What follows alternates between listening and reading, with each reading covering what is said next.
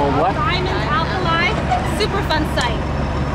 This site was the site of the production of pesticides and herbicides by the Diamond Alkali Corporation up until the 1950s. This is where 60% of the Agent Orange produced for the Vietnam War was produced.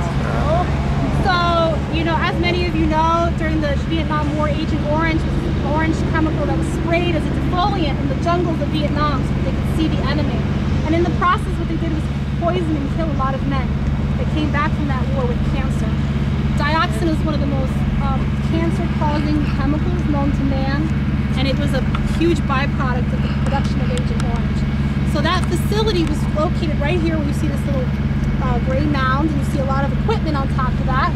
That plant operated there. We had many residents that worked in that plant and saw piles. They talked about stories of playing on piles of Agent Orange as children, and seeing workers go out into the river and dump dioxin directly into the river and break up mounds of dioxin and pull it up. These were true stories, and at that time in the 1950s and 60s, again, there were very few environmental laws about how you disposed of waste, what the chemical toxicity was. So this was normal to have this stuff spread throughout the community and workers working with it. In the 1980s, this plant had already been dormant for many years. We had the Superfund law. And in 1983, they discovered dioxin. Well, you know, in our community, we knew there was dioxin there, right? Everybody knew what the plant was.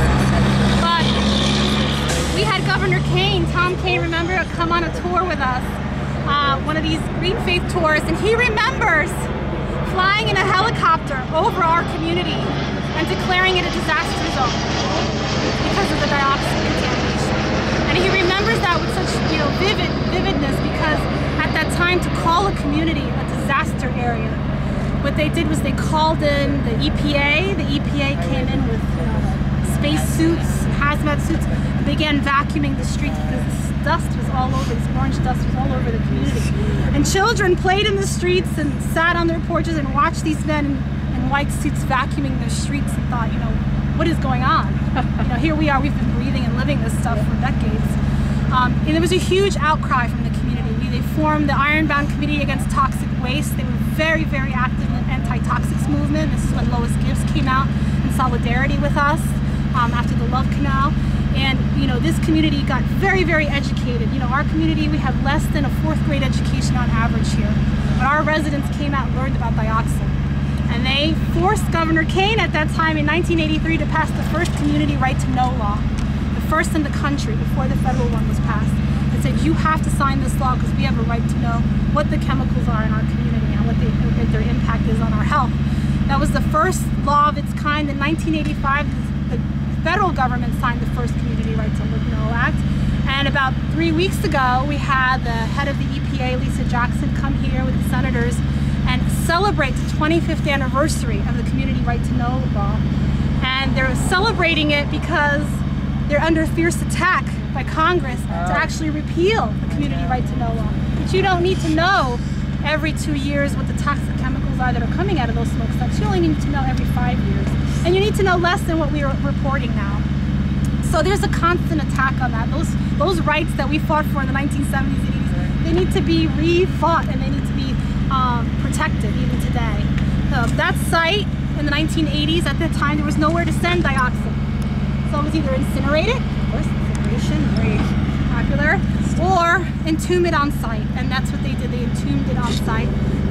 Underneath that mound is encapsulated barrels of dioxin and Agent Orange that were stored there, and every 5 years they go back and make sure it's still there. In the meantime, the entire stretch of the Passaic River, 17 miles of the Passaic River, were poisoned. And the entire river, the river itself, 17 miles of it, the whole 17 miles was declared a Superfund site. So the whole river, it basically killed the ecology of that river. Today, if you eat one crab from this river, you have 3 times the chance of getting cancer.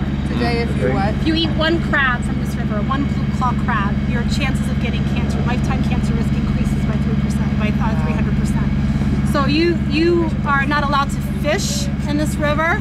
You cannot, you know, there's very limited recreation in the river, very limited commerce on the river, because now it's very expensive to dredge. When you have toxic sediment at the bottom of this river, you pull up dredge materials. Where are you going to put them? It's hazardous waste now. So for the last 30 years, they've been fighting with the industries, including Diamond Alkali, about the cleanup of this river. And I don't know how many of you are familiar with the Hudson River cleanup by GE, but it took many, many years to get that river cleaned up, and there was only one party. Here we have Diamond Alkali and 70 other what they call cooperating parties, which are not very cooperating. Every chemical company from BASF to any chemical company you can imagine has some liability on this river. Because if you think about the Industrial Revolution and up all the way into the 1900s, tremendous amount of industrialization along this river and contamination. But the primary contaminant is dioxin, and Tierra Solutions is responsible for that. Tierra is now the subsidiary of Diamond Alkali. So what happened was about 3 years ago, I don't know, they saw Jesus, they came to the light, and they're like, oh, we're gonna do the first phase of cleanup. They took out the first 40,000 cubic, the dirtiest 40,000 cubic yards of sediment right in front of the facility. So what you see there today are the first phases after, I don't know, 30, 40 years of riverfront cleanup. They're actually building a box in the river, containment box, and they're dredging all the sediment down to 60 feet into the river bottom, and taking it all out, they're dewatering it, and they're sending the toxic sediment to a landfill, unfortunately. How do they avoid the landfill's out in the Midwest, it's in Ohio.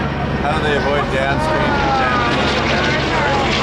Sorry. How do they avoid the downstream contamination? They have a containment box, so doing all the dredging within a box. Within the box. Yeah. Occurs within the boxes. Yeah, and the big fight now is in the next year they're going to be fighting about. EPA is going to come out with a record of decision, and that decision is going to tell all the 70 cooperating parties what they're going to have to do to clean up that river, the rest of it. Because there's a rest of 8 miles that are heavily contaminated and 17 miles that are contaminated that have to be cleaned up. We're talking about multi-millions of dollars, over 20 or 30 years of cleanup probably. And that's the Passaic River. That is the Passaic River. So it's a long haul. The first phase of it is happening here, and we are very hopeful that that cleanup will continue for the next 20 to 30 years.